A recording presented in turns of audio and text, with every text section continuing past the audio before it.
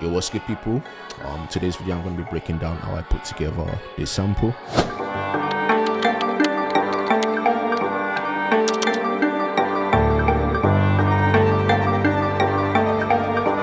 And we're going to be flipping it to this.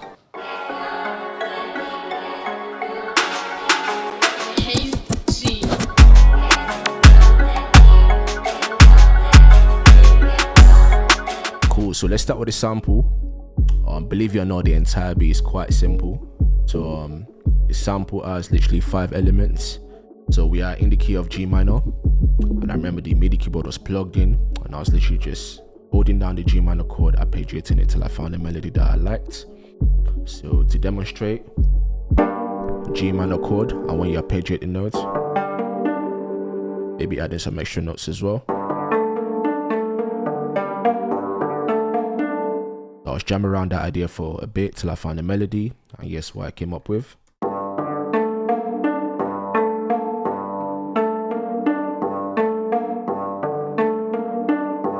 So very simple. Processing wise, I've just added an EQ, taking out some of that low frequency. So before, with, and it just gives a lot of room for when I add other instruments. Then I've added some more strings, but this one a bit more chaotic, just to make things sound fuller. More or less is the same idea, so playing around that G minor chord again, but a bit busier this time, adding some extra notes. I'm still using contacts, still using analog strings, and guess what that one is doing?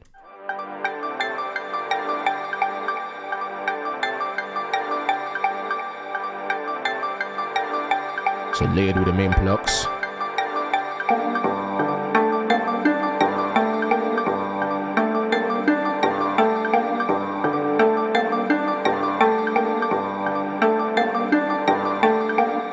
Right, and that is the main meat of the sample.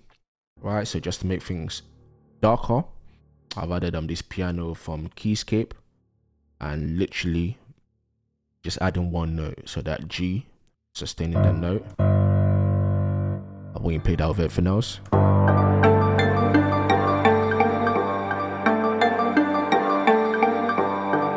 And towards the end, just switches up a little bit.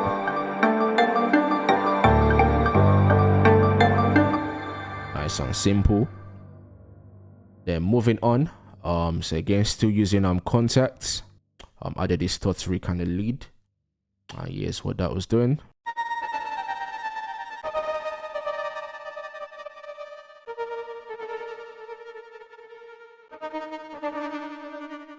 And again, some EQ, so taking out some of those low frequencies, as well as some shaper box in pan mode, so making it just go left to right. So yeah, the sample is 32 bars long, so if you think of it as every 8 bars there's something changing or something new happening. So the first 8, we've got these 3 elements.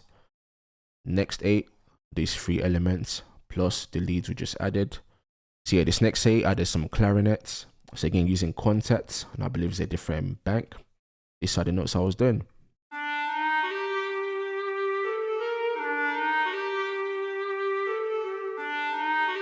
Nice and simple, and the context.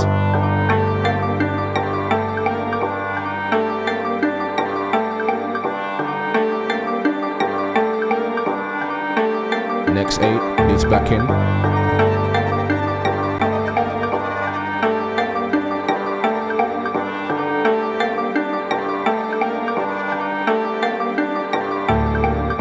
So the sample is done. It's just about tidying things up, making things sound like they belong together. So on the master, I've just added an EQ. Again, just rolling out some low frequencies. So before,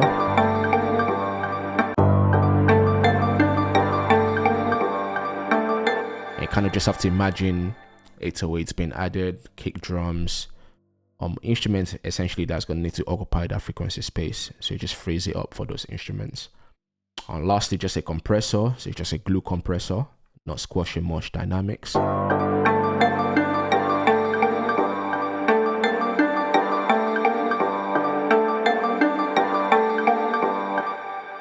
Cool, so in FL, the first thing I've done is I've set the sample to a mixer track. And on that mixer track, I've added an EQ, again taking out a bit more loads and some low mids, again saving a bit more space. I've also pitched down the sample by 2 semitones, so here's what it sounds like at the moment.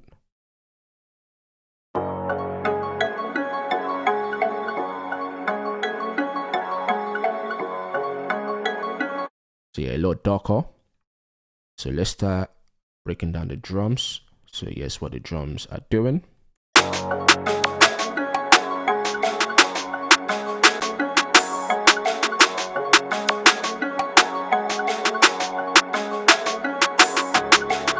Because the sample's got quite creepy vibe already, didn't really want to overcomplicate it with other elements, so it kept the drums quite simple. Also kept the bass quite simple, which I'm going to show you shortly. But yeah, let's start with the drums. So it starts off with this snare pattern that gives it the main bounce.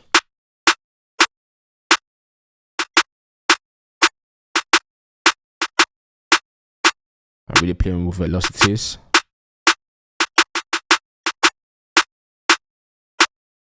And added this sort of like counter snare to give it even more bounce.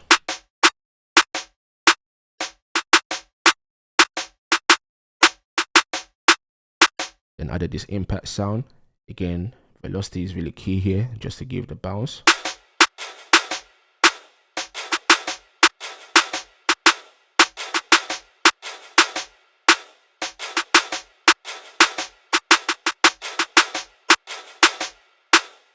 Then some perks, as well as some zaps as well.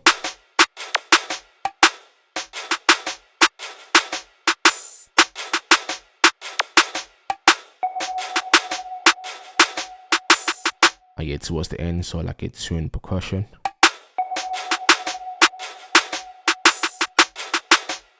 Cool. In terms of the drums, that's pretty much that, quite simple.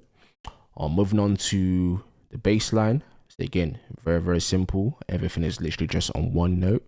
So playing that G note that we're talking about. Also, I pitch it down by 2, so that'll be F.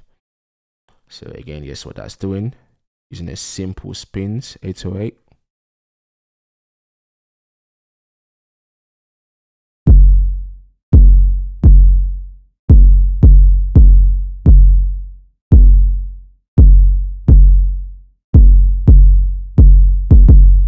Yeah, nothing fancy, just a spins. And in context so far, here's what that section sounds like.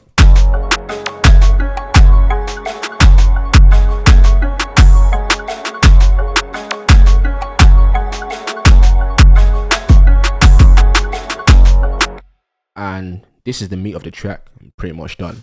At this point, it's just about adding variations just to keep things interesting.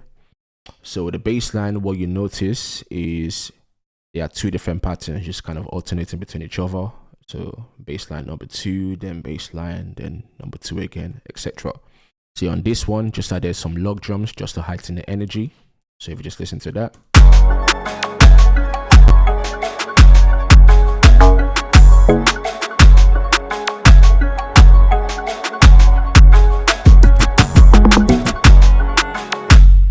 Like I said, they're just alternating between each other.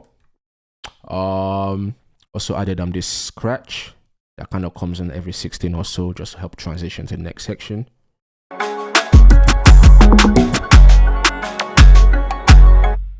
Then lastly, instrument wise, I feel like it needed a bit of a lift. It was starting to feel a bit repetitive.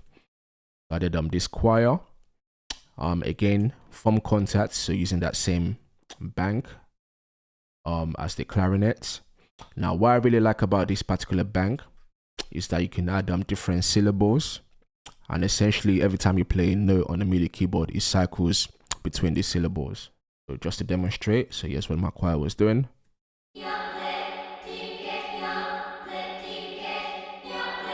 Here's the MIDI.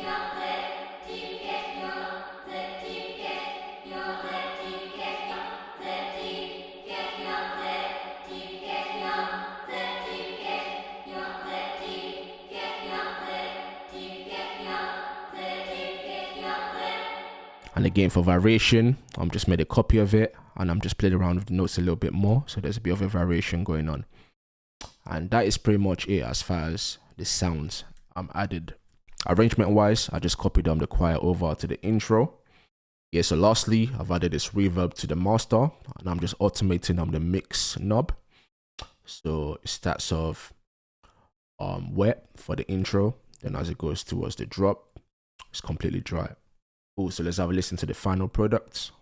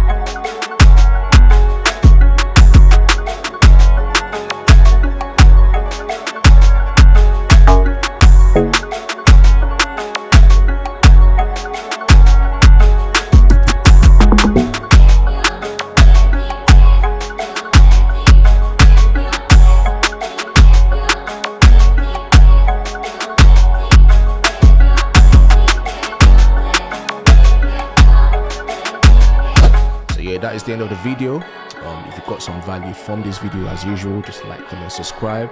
Really helps out the channel. And I'll see you in the next one. Peace.